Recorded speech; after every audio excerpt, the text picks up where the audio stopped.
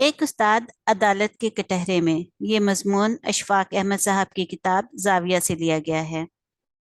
علم کے بارے میں انسان ہمیشہ سرگرداں رہا ہے اور آج کے دور میں حصول علم کے لیے بہت سی کوششیں صحیح، غلط، کمزور، پیچیدہ، خمیدہ صورت اختیار کی جا رہی ہیں۔ لیکن میں سمجھتا ہوں یہ جو ساری کوششیں ہیں یہ انسان کے ایک بہتر مستقبل کی نوید کے لیے یقیناً ممد و معاون ثابت ہوں گی۔ علم حاصل کرنے کے لیے جب ہم بھائی اپنے گاؤں سے لاہور آئے تو ہمارے ابا جی نے ایک گھر لے کر دیا فلیمنگ روڈ پر۔ وہاں اختر شیرانی رہتے تھے۔ میں تو چونکہ فرسٹ ایئر کا طالب علم تھا اس لیے ان کے نام سے یا ان کے کام سے اتنا آشنا نہیں تھا، لیکن میرے بڑے بھائی ان کو جانتے تھے اور ان کی بڑی قدر و منزلت کرتے تھے۔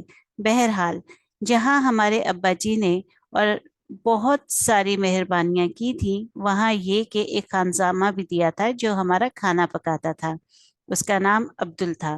عبدل کو زندگی میں دو شوق بڑے تھے، ایک تو انگریزی بولنے کا، انگریزی تعلیم حاصل کرنے کا، جیسے آج کل بہت زیادہ انگریزی ہی کو علم سمجھا جاتا ہے اور انگریزی کے حصول کے لیے ہی جان لڑائی جاتی ہے۔ عبدل کو بھی اس کا بہت بڑا شوق تھا۔ دوسرے، اس کو اچھی کنوینس کا بڑا چسکا تھا۔ چنانچہ کبھی اسے بھائی خط پوسٹ کرنے کے لیے جی پی او بھیجتے تو وہ کہتا تھا اگر آپ اپنی سائیکل دے دیں تو میں بڑی خوشی سے جاؤں گا اور بڑی خوشی سے آؤں گا۔ ان کی سائیکل کے قریب سے جب ہم گزرتے تھے سلام کر کے، لیکن ہم نے بھی اسے کبھی ہاتھ نہیں لگایا تھا، تو عبدل پر وہ کبھی مہربان ضرور ہوتے تھے اور وہ سائیکل لے کر ان کا خط پوسٹ کرنے کے لیے فلیمنگ روڈ سے جی پی او جاتا تھا اور میرے حساب کے مطابق 4 – 4.5 منٹ میں واپس آ جاتا تھا، اور اس حالت میں سانس اس کی پھولی ہوئی اور ماتھے پر پسینہ ہوتا تھا۔ میں اس کی مستعدی سے بہت خوش تھا کہ یہ جو اپنی وہیکل ہے اس کو اتنے شوق سے اور اتنی مستعدی سے استعمال کرتا ہے۔ ایک مرتبہ اتفاق ایسا ہوا کہ میں نے دیکھا بازار میں وہ واپس آ رہا تھا جی پی او سے خط پوسٹ کر کے، اس طرح کے سائیکل کا ہینڈل اس نے ہاتھ میں پکڑا ہوا ہے اور اس کے ساتھ بڑی تیزی سے بھاگتا ہوا آ رہا تھا۔ اس کے اوپر سوار نہیں تھا تو میں نے اسے روک لیا۔ میں نے کہا عبدل یہ کیا؟ کہنے لگا میں بھاجی دا خط پا کے آیا تے جلدی واپس آیا۔ میں نے کہا تو سائیکل لے کر گیا تھا؟ کہنے لگا ہاں جی۔ تو میں نے کہا اس پر سوار کیوں نہیں ہوا؟ کہنے لگا عزت کی خاطر لے جاتا ہوں، سائیکل مجھے چلانے نہیں آتی۔ تو آج بھی تقریباً ہمارا معاملہ عبدل جیسا ہی ہے۔ دوسرے، اس کو جب چھٹی ملتی تھی وہ انگریزی فلم دیکھنے جاتا تھا۔ مال روڈ پر یہاں 2 سینما تھے جن میں انگریزی فلم لگتی تھی۔ اس کو اس کی بڑی دیوانگی تھی، انگریزی سیکھنے کا چسکا اور انگریزی سیکھنے کی لگن۔ آج ہی نہیں، اس وقت بھی بہت زیادہ تھی۔ تو جب وہ فلم دیکھ کے آتا تھا تو میرے بھائی پوچھتے تھے کیسی تھی، کہتا بہت کمال کی تھی، اس میں ایک مس تھی وہ تیرتی بہت اچھا تھی، ویری بیوٹی۔ لیکن وہ فلمیں دیکھ دیکھ کے اندازے لگاتا رہتا مگر اس میں اتنی استطاعت نہ تھی کہ سمجھ سکتا۔ کوئی لفظ اسے انگریزی کا سمجھ نہیں آتا تھا، نہ ہی وہ اس کا تلفظ ادا کر سکتا تھا، نہ ہی اس کو بیان کر سکتا تھا۔ لیکن ایک دن میرے بھائی نے پوچھا کہ تو اتنا وقت ضائع کرتا ہے، اتنے پیسے ضائع کرتا ہے اور اس توجہ اور لگن کے ساتھ اپنی زندگی مستغرق کی ہوئی ہے، اگر تو مجھے انگریزی کے 4 حرف بتا دے، پورے 4 الفاظ، تو میں تمہیں پورا 1 روپیہ دوں گا۔ اس نے کہا میٹرو گولڈن میئر۔ انہوں نے کہا یہ تو 4 نہیں ہوئے، 3 ہوئے۔ کہنے لگا چوتھا بھی اس نے ادا کر دیا۔ تو وہ انگریزی جو جانتا تھا وہ اس قسم کی تھی۔ اب بھی ہم کوشش کر رہے ہیں اور انگریزی کے اندر کچھ ایسے ہی پھنسے ہوئے ہیں، شیر کی بھوگی مارتے ہیں، انگریزی چلتی نہیں۔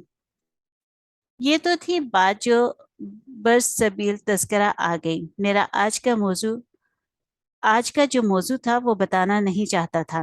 پروفیسر صاحب یہاں آج تشریف فرما ہے۔ جس زمانے میں روم میں لیکچرر تھا، روم یونیورسٹی میں और मैं सबसे यंगेस्ट प्रोफेसर था। यूनिवर्सिटियों में छुट्टियां थीं, गर्मियों का ज़माना था। दोपहर के वक्त रेडियो स्टेशन पर मुझे उर्दू ब्रॉडकास्टिंग करनी पड़ती थी।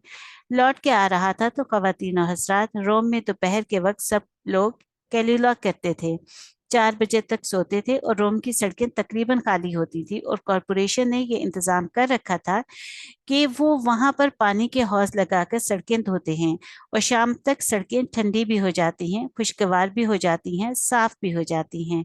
तो वो सड़कों को धो रहे थे। इक्का दुक्का कोई ट्रैफिक की सवारी आ जा रही थी तो मैं अपनी गाड़ी चलाता हुआ जा रहा था। अब देखिए, इंसान के साथ साथ एक देसी मिजाज चलता है, आदमी कहीं भी चला जाए। तो मैं गाड़ी चला रहा था, मैंने देखा कि गोल दायरा है, उसके ऊपर से चक्कर काट के आऊंगा, फिर मैं अपने घर की तरफ मुड़ूंगा। तो ये बड़ी बेहुदा बात है, बीच में से चलते हैं।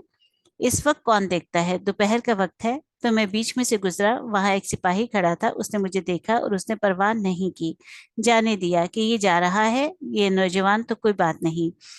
जब मैंने देखा शीशे में से गर्दन घुमा के, कुछ मुझे थोड़ा सा याद पड़ता है। मैं तंजन मुस्कुराया, कुछ अपनी फेट के ऊपर, कुछ अपनी कामयाबी के ऊपर। मैंने खुशी मनाने के लिए एक मुस्कुराहट का फूल उसकी तरफ फेंका। जब उसने ये देखा कि उसने ये मेरी ये इज्जत की है तो उसे सीटी बजा के रोक लिया। अब वहां पर सीटी बजना मौत के बराबर थी और रुकना भी। मैं रुका, वो आ गया और आके खड़ा हो गया। पहले सलूट किया। विलायत में रिवाज है कि जब भी आपका चालान करते हैं, आपको पकड़ना होता है तो सबसे पहले आकर सल्यूट मारते हैं। तो उसने खड़े होकर सल्यूट मारा। अब मैं अंदर थर थर कांप रहा हूँ। शीशा मैंने नीचे किया तो मुझे कहने लगा कि आपका लाइसेंस। तो मैंने उससे कहा मैं जुबान नहीं जानता। उसने कहा चंगी भली बोल रहे हो। मैंने कहा मैं नहीं जानता, तुम ऐसे ही झूठ बोल रहे हो, मैं तो नहीं जानता हूँ। उसने कहा नहीं, आप अपना लाइसेंस दें। मैंने कहा फर्ज करें जिसके पास उसका लाइसेंस ना हो तो फिर वो क्या करे। उसने कहा कोई बात नहीं, मैं आपका चालान कर देता हूँ, पर्ची फाड़ के तो ये आप ले जाएं और जुर्माना जमा करवा दें। मैं तो ऐसे ही मांग रहा था। मैंने कहा मुझसे गलती हो गई। उसने मुस्कुराते हुए कहा गलती हो गई थी तो चले जाते। उसने बगैर मुझसे पूछे कॉपी निकाली और चालान कर दिया, और चालान भी बड़ा सख्त, 12 आने जुर्माना। मैंने ले ली पर्ची। मैंने कहा मैं इसको लेकर क्या करूं। उसने कहा अपने किसी भी करीबी डाकखाने में मनी ऑर्डर की खिड़की पर जमा करवा दें। बस वहां कचहरी नहीं जाना पड़ता, धक्के नहीं खाने पड़ते, बस आपका जुर्माना हो गया, आप डाकखाने में देंगे तो बस। मैं जब चालान करवा के घर आ गया तो मैंने अपनी लैंडलेडी से कहा मेरा चालान हो गया है। कहने लगी आपका। मैंने कहा मैं क्या करूं। अब आपको ऐसे लगा कि हमारे घर में जैसे एक बहुत बड़ा मुजरिम रहता है। और उसने अपनी बेटी को बताया कि प्रोफेसर का चालान हो गया है। बुढ़ी माई थी उसकी, उनकी एक सास थी, उसको भी बताया। सारे रोते हुए मेरे पास आ गए। मैं बड़ा डरा कि या अल्लाह ये क्या। कहने लगे तू शरीफ आदमी लगता है, अच्छे खानदान का, अच्छे घर का लगता था। हमने तुझे ये किराए पर कमरा भी दिया हुआ है, लेकिन तू वैसा नहीं निकला। खैर, खा, घर खाली करने को तो नहीं कहा। जो बुढ़ी माई थी उनकी सास, उसने कहा हो तो गया है बरखुरदार चालान, लेकिन किसी से जिक्र ना करना, मोहल्लेदारी का मामला है। अगर उनको पता चल गया कि इसका चालान हो गया है तो बड़ी रुसवाई होगी, लोगों को पता चलेगा। मैंने कहा नहीं, मैं पता नहीं लगने दूंगा। मेरी लाउबाली तबीयत, 26 साल की उम्र थी। चालान जेब में डाला और निकल गया दोस्तों से मिलने। अगले दिन मुझे क्षमा करवाना था, भूल गया। फिर सारा दिन गुजर गया। उससे अगले दिन मुझे असूलन जमा करवा देना चाहिए था, तो मैंने कपड़े बदले तो उस पुराने कोट में रह गया। शाम के वक्त मुझे एक तार मिला कि मोहतरमी जनाब प्रोफेसर साहब, फलां फलां मुकाम पर फलां चौराहे पर आपका चालान कर दिया गया था फलां सिपाही ने। ये नंबर है आपके चालान का। आपने अभी तक कहीं भी चालान के पैसे जमा नहीं करवाए। ये बड़ी हुक्मदुली है, मेहरबानी फरमाकर इसे जमा करवा दें, आपकी बड़ी मेहरबानी होगी। तकरीबन 21 रुपए का तार था। मैंने सारे अल्फाज गिने। मुझसे ये कोताही हुई कि मैं फिर भूल गया। और उनका फिर एक तार आया, अगर आप अब भी रकम जमा नहीं करवाएंगे तो फिर हमें अफसोस है कि कोर्ट में पेश कर देना पड़ेगा। मुझसे कोताही हुई, नहीं जा सका। जब मुझे कोर्ट से एक समन आ गया कि फला तारीख को अदालत में पेश हो जाए, और ये जो आपने हुक्म अदूली کی ہے، قانون توڑا ہے، اس کے بارے میں آپ سے پورا انصاف کیا جائے گا۔ ان کی بولی چونکہ رومن لا وہیں سے چلا ہے تو بڑی تفصیل کے ساتھ۔ اب میں ڈرا، میری سٹی گم ہو گئی، پریشان ہوا کہ اب میں دیار غیر میں ہوں، کوئی میرا حامی و ناصر مددگار نہیں ہے، میں کس کو اپنا والی بناؤں گا؟ میرا ڈاکٹر تھا، ڈاکٹر بالدی اس کا نام تھا، نوجوان تھا۔ میں نے اسے کہا مجھے وکیل کر دو۔ اس نے کہا میرا ایک دوست ہے، اس کے پاس چلتے ہیں۔ اس کے پاس گئے، اس نے کہا یہ تھوڑا سا پیچیدہ ہو جائے گا عدالت اگر میں گیا عدالت میں، بہتر یہی ہے پروفیسر صاحب جائیں اور جا کر خود فیس کریں عدالت کی خدمت میں، یہ عرض کریں کہ میں چونکہ اس قانون کو ٹھیک طرح سے نہیں جانتا تھا، میں یہاں پر ایک غیر ملکی ہوں، تو مجھے معافی دی جائے، میں آئندہ ایسے نہیں کروں گا۔ میں نے کہا ٹھیک ہے۔